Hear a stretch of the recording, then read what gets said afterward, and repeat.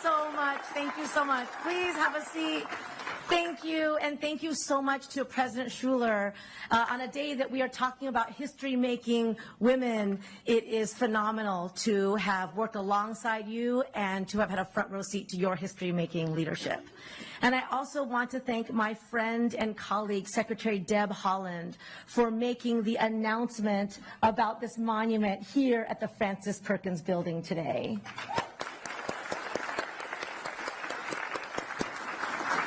So this is no ordinary day at the Department of Labor. Not only because we honor Frances Perkins, by all accounts, the most consequential labor secretary our country has ever seen, but this day is really special because we are also doing something else. So today, we are at the Department of Labor. We are honoring a Secretary of Labor with all of you, dozens of labor leaders and labor organizers and our labor champions in Congress. And so it's really no surprise to anybody who knows President Biden that we are doing this here today all together. It's sort of like that commercial about Reese's peanut butter cups. President Biden and labor just go together.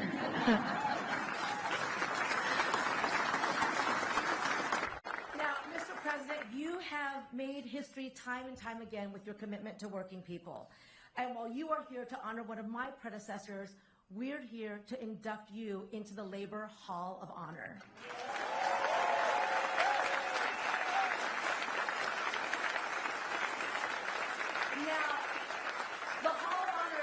Acknowledge the labor heroes of America. And as we reflect on your legacy, Mr. President, the way that you always had workers' backs, the way that you put workers first, there is really no one like you. My fellow cabinet members know this, but in the Oval Office across from your desk, you hung a portrait of Franklin D. Roosevelt, of course, the president that named Frances Perkins labor secretary. And Frances Perkins was no bystander to history. She lived at its fiery edge. She witnessed the Triangle Shirtwaist Factory fire in 1911, a horror that took 146 garment workers' lives, mostly immigrant women and girls. And it was there, in the ashes of that tragedy, that she made the decision to devote her life to justice for workers.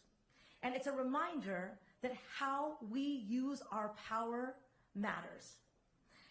Now, President Biden promised to be the most pro-worker, pro-union president this country has ever seen. And he has gotten up each day and delivered on that promise.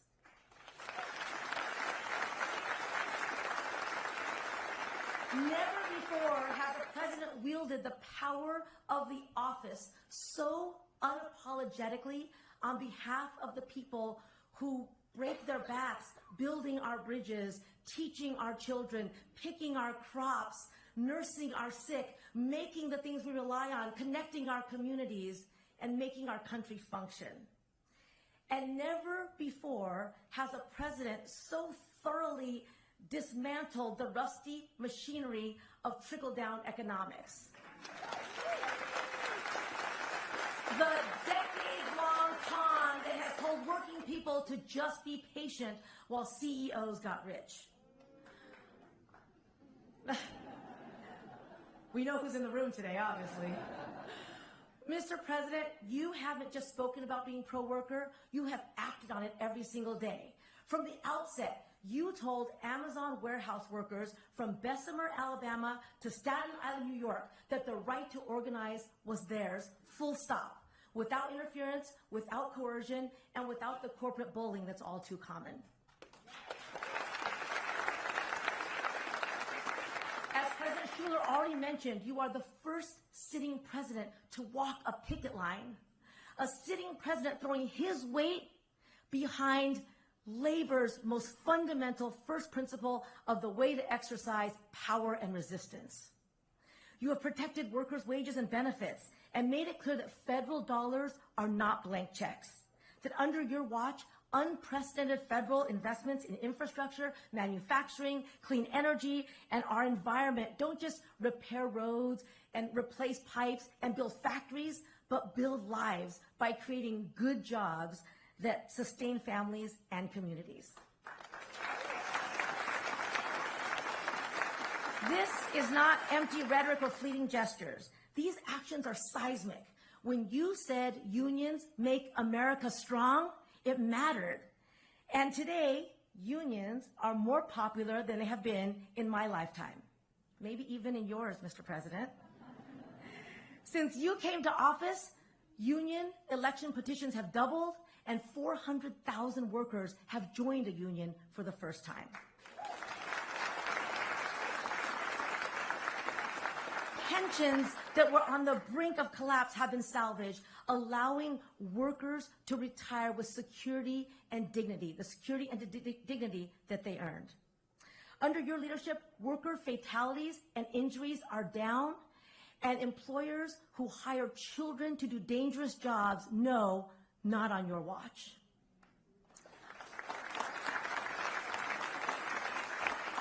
Under your leadership, the department and the National Labor Relations Board have roared back to life, enforcing laws with the ferocity that workers deserve. NLRB Chair Lauren McFerrin and General Counsel Jennifer Abruzzo, thank you for showing how that is done. Under your leadership, you said that a worker-centered president should have a worker-centered trade strategy. And U.S. Trade Representative Catherine Tai showed us how that is done.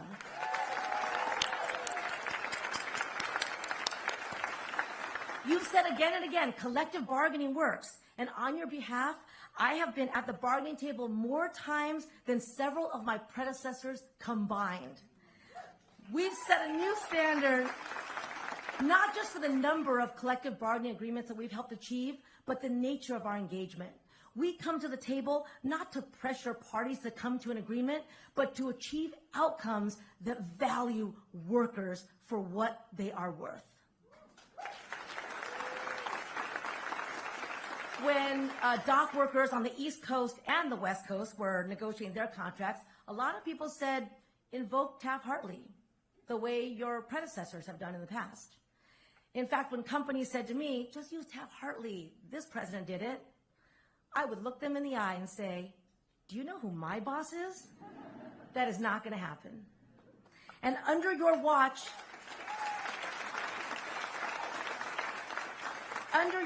workers from auto workers to airline flight attendants, from hospitality to healthcare, from actors and writers to machinists to longshoremen have won record contracts.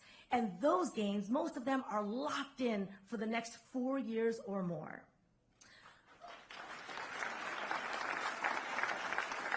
Under your leadership, Mr. President, workers organizing has been seen not as a threat to democracy, but the beating heart of democracy. So, thank you, Mr. President, for your courage, for your clarity, and your unwavering commitment to the simple but revolutionary idea that workers deserve their fair share. Thank you for nominating me 2 years ago to be your Secretary of Labor, and for entrusting me and the people who work in the Francis Perkins building with the profound responsibility to help you deliver on your promise to the working people across this country, that you saw them, you heard them, and you were going to fight for them. Only under your leadership would the things that we've accomplished even be possible or imaginable. And the story of that generational impact has still yet to be fully told. To me, the Hall of Honor is about making sure that those who have shaped our country's labor history are forever enshrined for all to see and to learn about. I have inducted working people, farm workers, garment workers, LGBTQ workers, into the Hall of Honor. Those workers have changed the course of history. And today, it is a point of immense personal and professional pride to induct the best advocate and ally these workers have ever had. Scranton Joe, Union Joe, President Joseph R. Biden, the 46th President of the United States.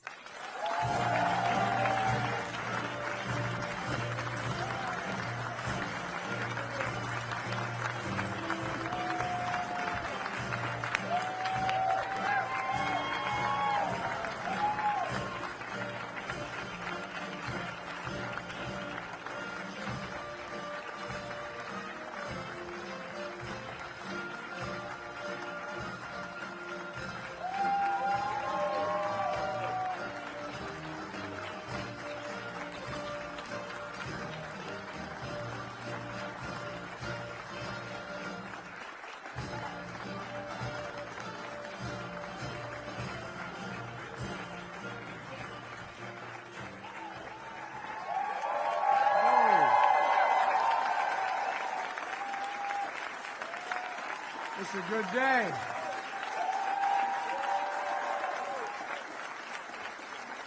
Thank you, Acting Secretary Sue.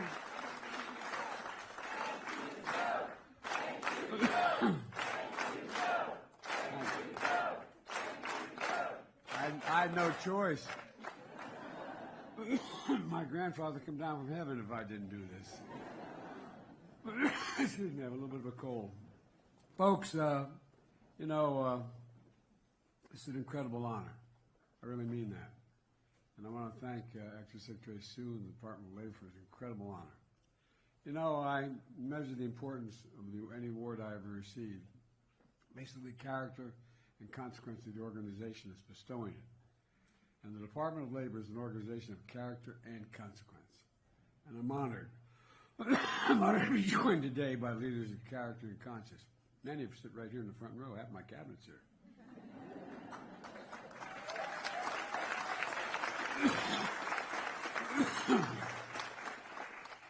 I want to thank all the labor leaders here today, including Liz and the AFL-CIO, members of the cabinet, including Interior Secretary Deb Holland. You know, you talked about that list that the secretary brought in her pocket when she met with Trump, with Roosevelt. Trump, Freudian slip. And I think she had a relative she left behind. Would you stand up, Madam Secretary, Secretary of Interior?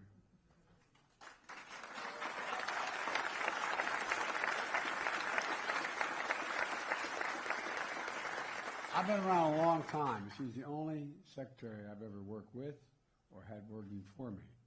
When I say that's done, she said, no, we have this to do now. Thank you, kiddo. Look, you know, former Labor Secretary who's now in the White House Senior Advisors Corps is Tom Perez.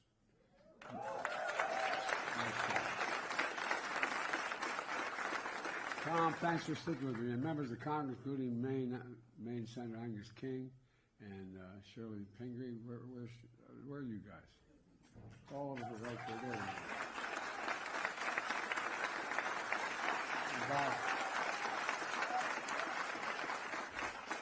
And by the way, last night we were doing a Christmas event at the house, and I get finished talking to a group of folks from labor, and my wife said, and by the way, his wife's a member of a labor union too.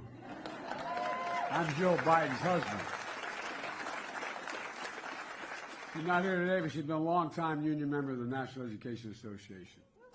And it's fitting, with all these powerful women here, that we're gathered at headquarters of the Department of Labor. Named after one of America's greatest labor leaders. Now, that's not hyperbole. Frances Perkins. You know, we're honored to be joined by her grandson, Tomlin. Where are you, Tomlin? Thank you, Brad.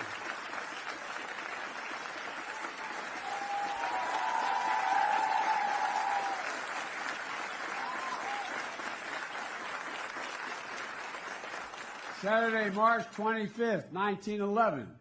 Frances sat down for afternoon tea at her home with a close friend from New York City. Suddenly, they hear the sound of a distant screams and sirens. The building was in flames. Her instinct was to run to the scene. As she approached the fire and smoke, she recognized the Triangle Shirt Factory, a company that employed hundreds of workers, mostly immigrants and women who worked long hours, crammed into tight quarters, where managers locked them inside to make clothing. In an instant, those workers are trapped in a brutal blaze with no safe exit. Some workers forced to climb out the windows, holding on for dear life until their fingers gave out. Others just jumped, prayed and jumped. A total of 150 lives were lost that day. It was the deadliest industrial disaster in American history. Frances was devastated, but that fire ignited a passion in her. It strengthened her resolve to fight even harder for working Americans and working families. In her decades of service, she became a fierce defender of unions and workers' rights, an architect of the New Deal, the first woman cabinet secretary, I increased on that a little bit because I know what my family's like. All the really bright people in my family are women. and the longest-serving Secretary of Labor in American history. God love you. And the story goes, after Franklin Roosevelt asked her to become his labor secretary, Frances Perkins immediately responded by outlining her goals, what she wanted done. She said, I want unemployment relief, overtime pay, child labor laws, minimum wage, workers' compensation, national health insurance, and Social Security. Many of the benefits we take for granted as a consequence of Frances' dedication, insight, and courage. But that, can you imagine walking up to Roosevelt saying, oh, here, I'll take the job, but here's the deal, man. Let's get this straight. Like I said, a little bit like when I asked Frances to do my job. Hard-fought battles with Teamsters and, a real testament to her skill as an advocate for public service. An example that through the Fair Labor Standards Act, she cemented the idea that if you're working a full-time job, you shouldn't have to live in poverty. A simple proposition. If you work a little extra, you should have extra money for overtime. Not a crazy idea. Some even argue about it now. Francis understood what my dad taught me. And you've heard me say this 1,000 times, but he really would say this. He said, Joey, a job's about a lot more than a paycheck. It's about your dignity. It's about respect. It's about your place in the community. It's about being able to look your kid in the eye and say, honey, it's going to be okay, and mean it. That's my dad. In fact, during her 12 years in office, she accomplished everything on her list except expanded health care for health insurance. It took 65 years later and a guy named Barack Obama and I to get the Affordable Care Act passed.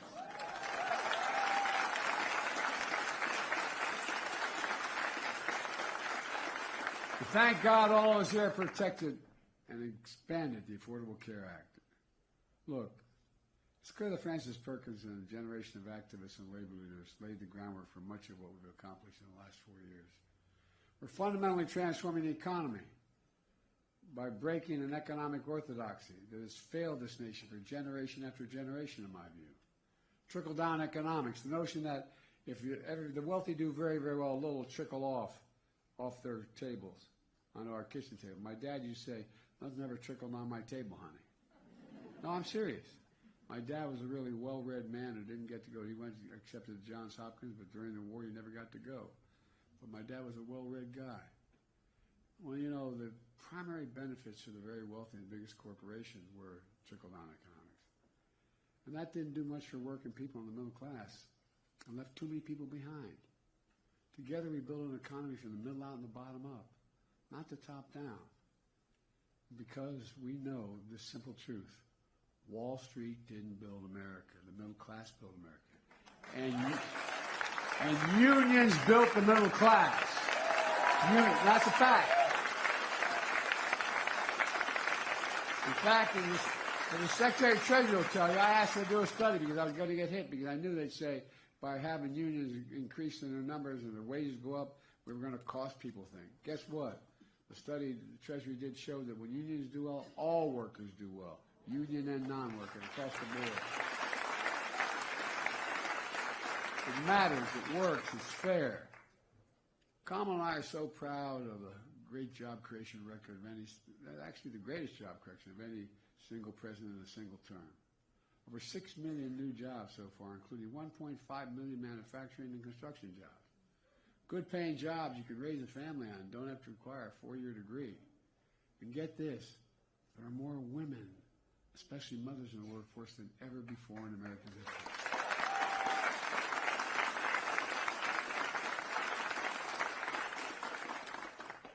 We're so damn proud to protected pensions of millions of union workers and retirees. When I signed the Bush-Lewis Act. Think about that. Imagine what the average American would say if you were going to do that with their Social Security, which this guy wants to do. Imagine if he said your pension, you can't count it anymore. In addition, we've recovered more than $1 billion in back wages and damages for over 600,000 workers here in America.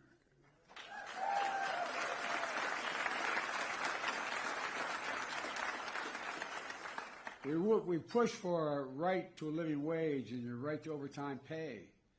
Jobs and factories are coming back home to America because we invested in an American agenda. We're modernizing American infrastructure, Last guy had the job, he had infrastructure week every week. Didn't build a damn thing. Well, guess what? We built a lot, and guess what's coming? Look, folks, one of the things that is frustrating, I knew this was going to happen because I've been around a long time. I talked over to the Secretary of Agriculture and other places. Guess what? All the things, we have $1.4 trillion in economic and infrastructure growth. That's thousands of good paying jobs. The CHIPS and Science Act, investing billions of dollars, building these fabs that are going to house hundreds of people working, thousands. They're going to be getting paid about an average $102,000 a year and don't need a college degree. So much is going on. But it's going to take a little bit of time. But we got to make sure to protect the onslaught that's going to come, because it's hard to see right away. And by the way, I know I got criticized by putting as many of these programs in red states as blue states. Actually more. Well, guess what? The red state guy screwed it up. And we got to benefit. We represent all of America. Not just blue America, not just Democrats, but all of America. Look, as we do all this, we're buying America, using American workers, using American products. And we're standing up to American steelworkers against China's unfair trade practices. We appointed a National Labor Relations Board that actually believes in unions, has pro-union members on the board.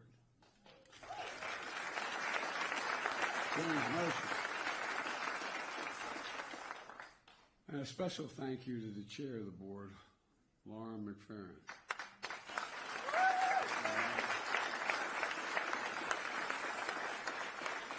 Seriously, where are you, Lauren? There, thank you, Lauren. Don't be so shy. Stand up. Raise your seat.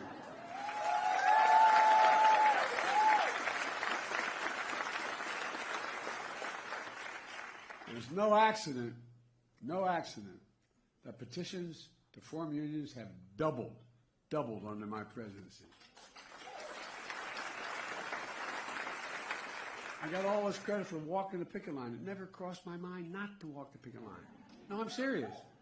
I didn't think it was any big deal. I walked a lot of picket lines. In fact, I was president. I hadn't thought about that. But Pamela walked the picket line. We support the right to fair contracts.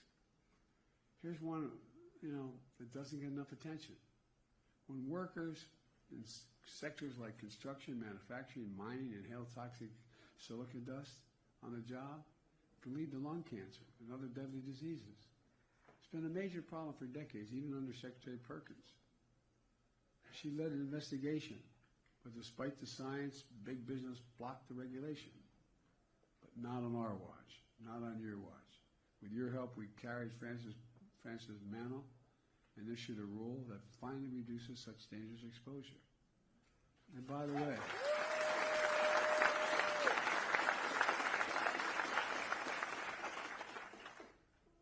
our Secretary of Veterans Affairs is sitting in front of me here, one of the really good guys. I really mean it. And, what we not only did with the CHIPS and Science Act, and then we went and made sure we were going to take care of veterans. We said all those folks in my generation exposed to Agent Orange couldn't prove that their illness was a consequence of it. And all those like my son's generation exposed to toxic burn pits in Iraq and other places. That it's assumed that my son came back, for example, with stage 4 glioblastoma, more brain injuries than anything else. And guess what? They're entitled to the benefits that they were going to get if they had not lost their lives. Their family.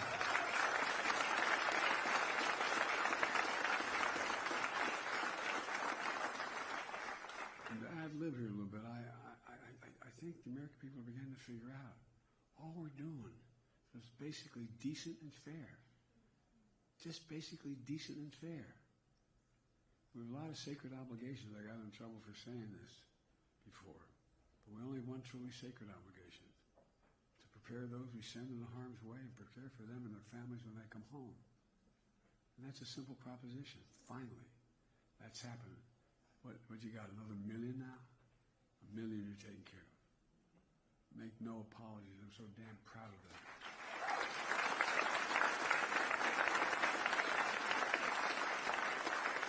Look, folks, in our 4 years together, we made historic investments that have changed the course of the nation's future and will have a lasting impact for decades to come. And I'm here to say, to state the obvious, we could not have done this without the dedicated professionals here at the Department of Labor and all across this administration. Good morning.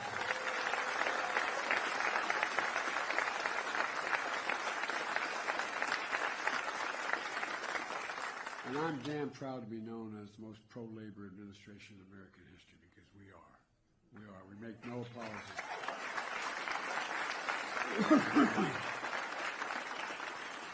Look, let me close with this. Francis Perkins once said, "The people are what matter to government, and the government should aim to give people, all people, under its jurisdiction, the best possible life." The best possible life. To my dad, it was a simple proposition. Everybody deserves a shot. No guarantee, but a shot. Everybody deserves a shot. All of you have helped upheld that vision, putting people first, no matter who they are. Another important legacy of our administration, making sure we learn from history, lift up stories that often have gone untold. Earlier this year, during Women's History Month, I signed the first ever executive order on recognizing and honoring women's history to increase representation of women in historic sites all across America. Today I'm proud to stand here in the Francis Perkins building, headquarters of the Labor Department, to designate Francis Perkins Homestead in Newcastle, Maine, a national monument.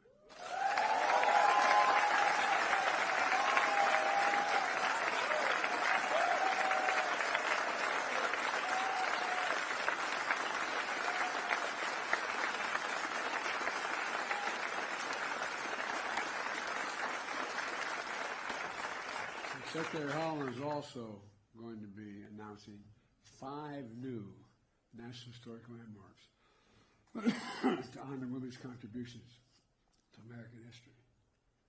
It includes Charleston Cigar Factory, excuse me, where black women led worker strike that opposed gender and racial discrimination, advocated for better pay for working conditions. Look, too many people want to rewrite history or ignore it.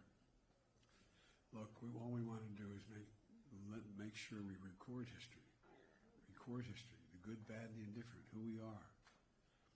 I was able to show up in Indian country and apologize for what we did to Indian Americans, for the schools we made them go to and took them right off the reservations for their parents. Throughout our history, women's vision and achievements have strengthened this nation, to state the obvious. That's why I've kept my commitment to have an administration that looks like America. It includes having more women in senior access all across the board, starting with my amazing Vice President, Kamala Harris.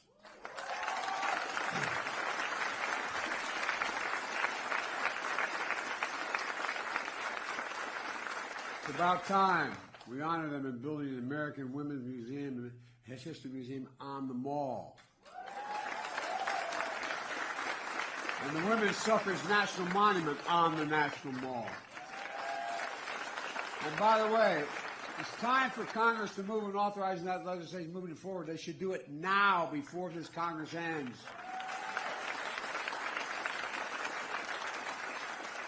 Folks, our administration is coming to an end, but our work continues. We get up. We keep going. We keep the faith. I know I will. I know you will. You just remember who in the hell we are. We're the United States of America. There's nothing beyond our capacity when we do it together. Nothing, nothing, nothing. And God bless you all, and may God protect our troops. And now, I will sign the proclamation. Thank you, thank you, thank you. Here.